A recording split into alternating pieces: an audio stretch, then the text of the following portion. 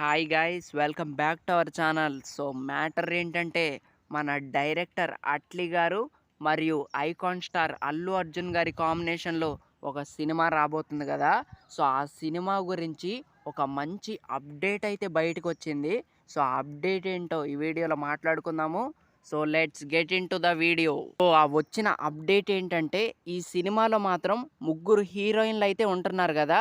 So ఆ ముగ్గురు హీరోయిన్లు ఎవరంటే మృణాల్ ఠాకూర్ గారు అండ్ దీపికా పదుకొనే గారు అండ్ జాహ్నవి కపూర్ గారు.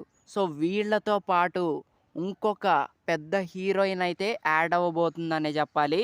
తను మరెవరో కాదు, మన నేషనల్ క్రష్ అయిన రష్మిక మందాన గారు కూడా ఈ సినిమాలో చేయబోతున్నారని బయట టాక్ అయితే చాలా గట్టిగా నడుస్తుందనే చెప్పాలి. ఈ న్యూస్ విన్నాక నాకైతే వావ్ నైస్ అని అయితే అనిపించింది అనమాట. నిజంగా రష్మిక మందాన గారికి ఉన్నంత మార్కెట్ ఈ టైంలో ఎవ్వరికీ లేదనే చెప్పాలి హీరోయిన్స్లో. సో అంత గట్టి మార్కెట్ అయితే బిల్డ్ అయిందనే చెప్పాలి. అండ్ చాలా మంచి యాక్ట్రెస్ అని కూడా చెప్పుకోవచ్చు. అండ్ పుష్పతో మంచి మార్కెట్ అయితే క్రియేట్ చేసుకున్నారు. అండ్ చావా సినిమాలో కూడా చాలా బాగా నటించారు. అండ్ మొన్న రిలీజ్ అయిన కుబేరా సినిమాలో కూడా మంచి రోలే.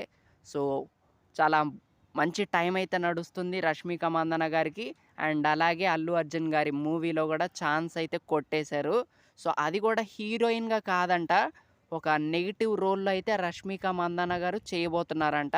సో అది బయట టాక్ అయితే నడుస్తుంది.